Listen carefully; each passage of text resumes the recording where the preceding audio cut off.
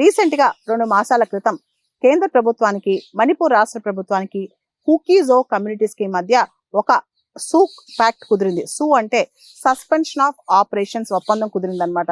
అయితే ఆ తర్వాత నవంబర్ 7-8 తారీఖుల్లో ఢిల్లీలో మినిస్ట్రీ ఆఫ్ హోమ్ అఫైర్స్ మరియు కుకీజో కమ్యూనిటీస్ మధ్య చర్చలు స్టార్ట్ అయ్యాయి అనమాట. 2 రోజుల పాటు ఈ చర్చలు జరిగాయి.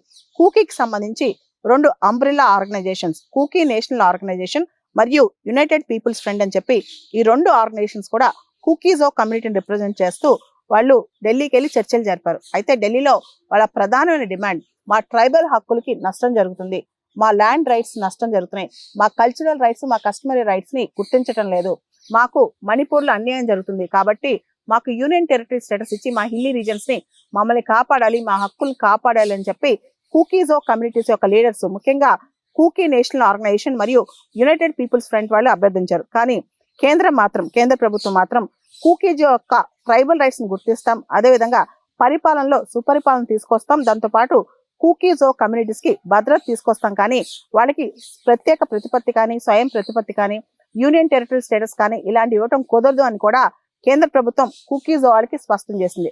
అయితే కుకీజో కమ్యూనిటీస్ మాత్రం మణిపూర్ రాష్ట్రంలో మేము ఉండలేము, మణిపూర్ రాష్ట్రంలో భాగంగా మేము ఉండలేము, మాకు స్వయం ప్రతిపత్తి కావాలి, మాకు యూనియన్ టెరిటరీ స్టేటస్ కావాలని చెప్పి వాళ్ళు డిమాండ్ చేస్తున్నారు. మేము భారతదేశంలో ఉంటాం కానీ మణిపూర్లో మేతి గ్రూప్స్ యొక్క పెత్తనం ఎక్కువైపోయింది, కాబట్టి మణిపూర్ స్టేట్ లో భాగంగా మేము ఉండలేమని చెప్పి కూడా కుకీజో గ్రూప్స్ కేంద్ర ప్రభుత్వానికి స్పష్టం చేశాయి. అంతేకాదు, చారిత్రాత్మకంగా చూసినా, రాజ్యాంగబద్ధంగా చూసినా కూకీస్ ఎప్పుడు కూడా మణిపూర్ స్టేట్ లో భాగం కాదని చెప్పి కూడా వాళ్ళు స్పష్టం చేశారనమాట.